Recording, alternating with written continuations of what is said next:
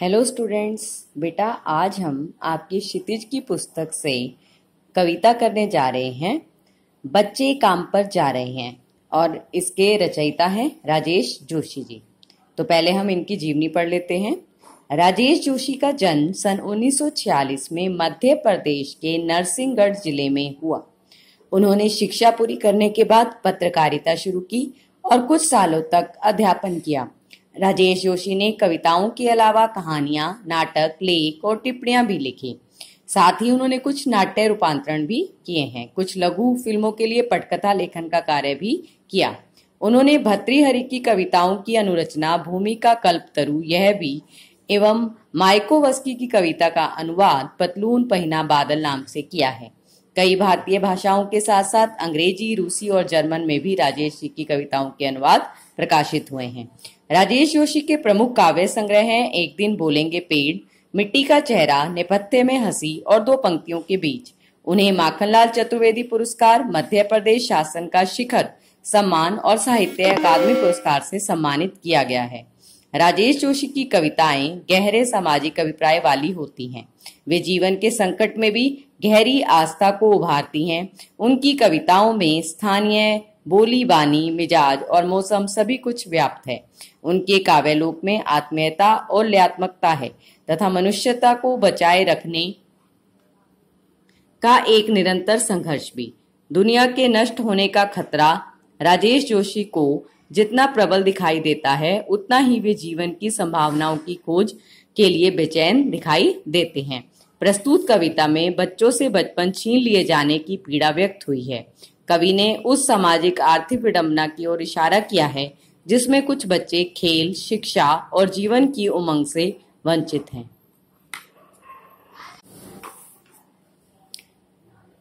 राजेश जोशी जी की कविता बच्चे काम पर जा रहे हैं।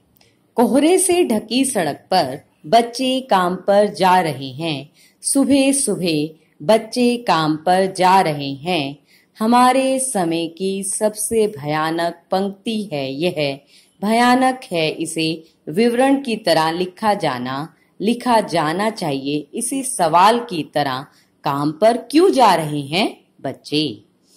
तो यहाँ पे राजेश जोशी जी जो हमारे समाज में छोटे छोटे बच्चों को काम करते हुए देख रहे हैं, बाल मजदूरी करते हुए देख रहे हैं, तो उनके मन में कई तरह के प्रश्न हमारी सरकार के लिए, हमारे जो शासक वर्ग हैं उनके लिए इस तरह के कई प्रश्न उनके दिमाग में आ रहे हैं कि ऐसा क्यों है, हमारे समाज की ऐसी स्थिति क्यों है। कोहरे से ढकी सड़क पर बच्चे काम पर जा रहे हैं। जब इतनी भयानक सर्दी का समय है, जब सारी की सारी सड़क पर धुंध जो है वो फैली हुई है, ऐसे समय पर इन छोटे छोटे बच्चों को अपने परिवार को पालने के लिए काम पर जाना पड़ रहा है। तो ऐसी स्थिति के लिए ही वे क्या कह रहे हैं? सुबह सुबह बच्चे काम पर जा रहे हैं। सुबह का समय, जिस समय में आम जो लोग होते हैं वो घर से बाहर निकलने से घबराते हैं, ऐसे में इन छोटे बच्चों को कितनी मजबूरी रही होगी जिनके कारण इन्हें बाहर जाना पड़ रहा है। हमारे समय की सबसे भयानक पंक्ति है यह। कवि कहना चाह रहे हैं कि हमारे समाज के लिए ये बहुत ही दुखदायी स्थिति है जब भयानक ऐसे छोटे बच्चों को काम पर जाना पड़ रहा है। भयानक है इसे विवरण की तरह लिखा जाना। विवरण, वर्णन।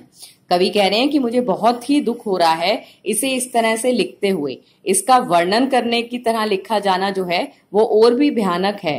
लिखा जाना चाहिए इसे सवाल की तरह। मुझे तो इसे सवाल की तरह लिखा जाना चाहिए था कि लोगों से मैं सवाल करता कि ऐसा क्यों है, क्यों हमारे समाज के इन छोटे बच्चों को अपना जीवन निर्वाह करने के लिए, अपने परिवार का पालन पोषण करने के लिए इन छोटे बच्चों को घर से निकलना पड़ रहा है। और ऐसी स्थिति में जहां इनको खेलने कूदने की जो इनका समय था, ऐसी स्थिति में इन्हें बाहर जाकर अपने लिए पैसा कमाना पड़ रहा है, अपना जीवन निर्वाह करवाना पड़ रहा है।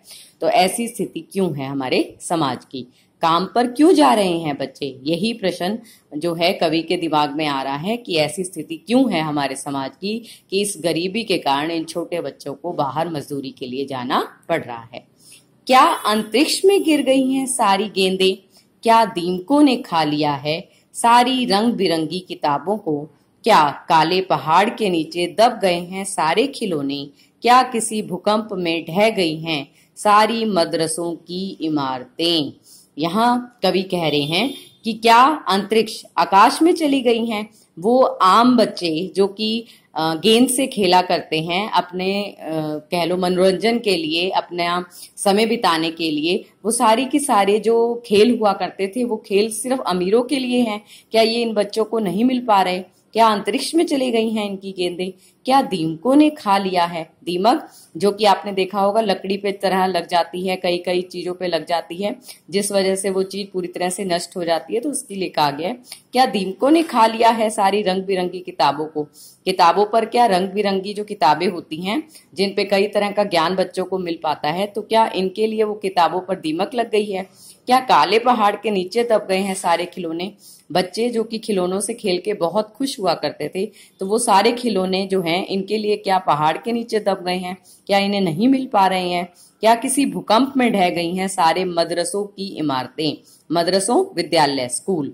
क्या स्कूल की जो इमारतें थी वो सारे भूकंप में ढह गई हैं। इन्हें किसी भी तरह की कोई भी सुविधा नहीं मिल पा रही है। ना इन्हें गेंद मिल पा रही है खेलने के लिए, ना पढ़ने के लिए किताबें मिल पा रही हैं, ना खेलने के लिए खिलौने मिल पा रहे हैं, और ना पढ़ाई के लिए इन्हें स्कूल मिल पा रहा है। तो ये सारी सुविधाएं जो कि बच्चों को जरूरी है, प्राप्त होनी चाहिए थी, उनमें से कोई भी जरूरत की चीज इनको क्या प्राप्त नहीं हो पा रही। तो कवि के मन में बार बार यही प्रश्न उठ रहा है कि ऐसा क्यों हो रहा है, इन बच्चों का इस तरह से शोषण क्यों किया जा रहा है। क्या सारे मैदान, सारे बगीचे और घरों के आंगन खत्म हो गए हैं एकाएक। राजेश जोशी जी फिर समाज के लोगों से प्रश्न करना चाह रहे हैं कि क्या सारे मैदान, क्या खेलने के मैदान, क्या बगीचे जहां पर बच्चे खेला कूदा करते हैं, सैर किया करते हैं, अपना मनोरंजन किया करते हैं, भागते हैं, दौड़ते हैं, प्रकृति का नजारा देखते हैं, घरों के आंगन जहां पर बच्चे खेलते कूदते हैं, खत्म हो गए हैं। क्या एकाएक क्या इतनी भयानक स्थिति हो गई है हमारे समाज की कि उनके लिए ये सब कुछ खत्म हो गया है। तो फिर बचा ही क्या है इस दुनिया में। कितना भयानक होता अगर ऐसा होता। भयानक है लेकिन इससे भी ज्यादा यह है कि हैं सारी चीजें हस्ब मामूल। हस्ब मामूल मतलब वैसे की वैसी। पर दुनिया की हजारों सड़कों से गुजरते हुए बच्चे, बहुत छोटे छोटे बच्चे काम पर जा रहे हैं। तो फिर बचा ही क्या है इस दुनिया में।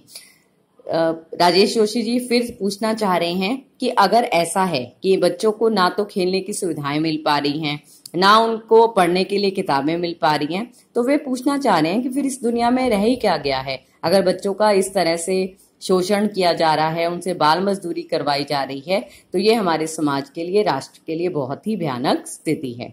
कितना भयानक होता अगर ऐसा होता। भयानक है लेकिन इससे भी ज्यादा यह है कि सारी चीजें हस्ब मामूल, कि लोगों को कोई फर्क नहीं पड़ रहा है।